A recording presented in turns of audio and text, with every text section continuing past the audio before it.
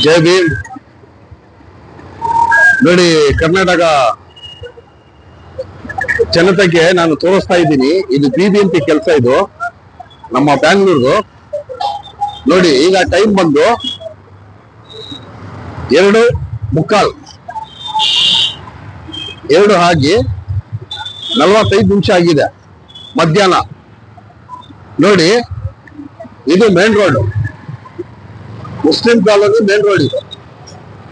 ನೋಡಿ, ಇದು Muslim colony main road. ಯಾವ ತರ ಕಸ ಹಾಕಿದ್ದಾರೆ ನೋಡಿ. ಮಧ್ಯಾಹ್ನ 2 ಗಂಟೆ ಆಗ್ತಾ ಇದೆ, 2:15. ಈ ಟೈಮ್ ವರ್ಗು ಇದು ಕಸ ಎತ್ತಲಿಲ್ಲ. ನೋಡಿ, ಜನಗಳು ಓಡಾಡ್ತಾ ಇದ್ದಾರೆ. ಆ ತರ ಮೇನ್ ರೋಡ್ ನಲ್ಲಿ ಈ ತರ ಕಸ ಹಾಕಿದ್ದಾರೆ. ದಯವಿಟ್ಟು ಈ ಬಿಬಿಎಂಪಿ ಅವ್ರಿಗೆ ನಾನು ಹೇಳೋದು ಏನಂದ್ರೆ, ಅವರು ಯಾರ್ಯಾರಿಗೆ ಟೆಂಡರ್ ಅಥವಾ ಕಾಂಟ್ರಾಕ್ಟ್ ಕೊಟ್ಟಿದ್ದಾರೋ ಅವ್ರು ಸರಿಯಾಗಿ ಕೆಲಸ ಮಾಡ್ತಾ ಇಲ್ಲ. ಒಂದು ಅಭಿಯಾನ ನಾವು ಮಾಡ್ತಾ ಇದ್ದೀವಿ, ಕಸ ಮುಕ್ತ ಕರ್ನಾಟಕ ಅಂತ. ಎಲ್ಲಿದೆ ಕಸ ಮುಕ್ತ ಕರ್ನಾಟಕ ಅಂತ? ನೋಡಿ, ನೋಡಿ, ಮೇನ್ ರೋಡ್ ಇದು, ಬಿಸಿ ರೋಡ್. ಈ ತರ ರೋಡ್ ನಲ್ಲಿ ಈ ತರ ಕಸ ಹಾಕಿ ಪಕ್ಕದಲ್ಲಿ ಒಂದು ಸ್ವೀಟ್ ಅಂಗಡಿ ಐತೆ. ನೋಡಿ, ಇದು ಸ್ವೀಟ್ ಅಂಗಡಿ ಐತೆ. ಇದರಲ್ಲಿ ಗಲೀಜು ಎಲ್ಲ ಹೋಗಿ ಆ ಸ್ವೀಟ್ ಅಂಗಡಿಯಲ್ಲಿ ನೋಡಿ, ಪಕ್ಕದಲ್ಲಿ ಒಂದು ಸ್ವೀಟ್ ಅಂಗಡಿ ಐತೆ.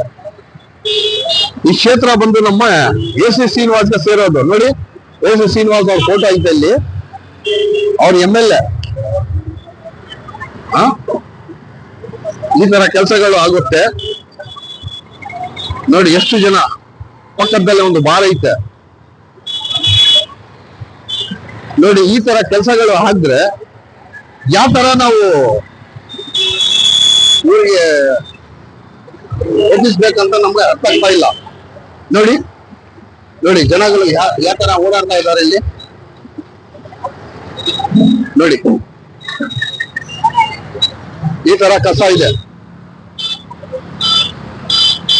ನೋಡಿ, ಇದು ಮೇನ್ ರೋಡ್. ಇದು ಯಾವ್ದೋ ಗಲ್ಲಿ ಅಲ್ಲ, ಇದು ಮೇನ್ ರೋಡ್. ಈ ಮೇನ್ ರೋಡ್ ನಲ್ಲಿ ಈ ತರ ಕಸ ಹಾಕಿದ್ದಾರೆ. ಯಾರು ಸಮಯ ಬಿಬಿಎಂಪಿ ಅವರು ಯಾರು ಕೇಳೋರು ಯಾರಿಲ್ವಾ?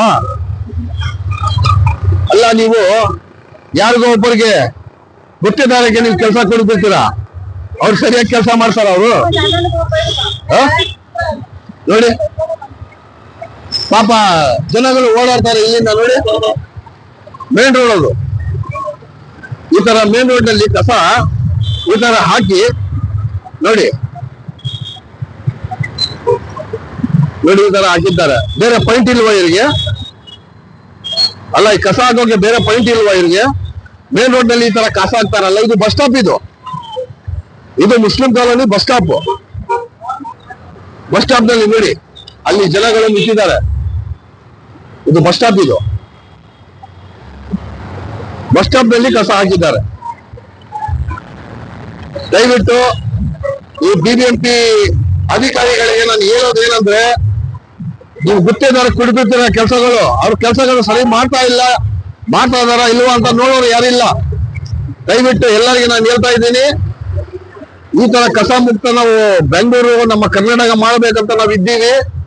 ದಯವಿಟ್ಟು ಎಲ್ಲರಿಗೂ ನಾವು ಹೇಳ್ತಾ ಇದ್ದೀವಿ, ಇದು ಸರಿಯಾಗಿ ಆಗ್ಲಿಲ್ಲ ಅಂದ್ರೆ ನಾವು ಹೋರಾಟಗಳು ಮಾಡ್ತೀವಿ. ಈಗ ಬಿಬಿಎಂಪಿ ಹತ್ರ ಕುತ್ಕೊಂಡ್ಬಿಟ್ಟು ದಯವಿಟ್ಟು ಹೇಳ್ತಾ ಇದ್ದೀವಿ ಎಲ್ಲರಿಗೆ. ಜೈ ಭೀಮ್, ಜೈ ಕರ್ನಾಟಕ, ಜೈ ಟಿಪ್ಪು.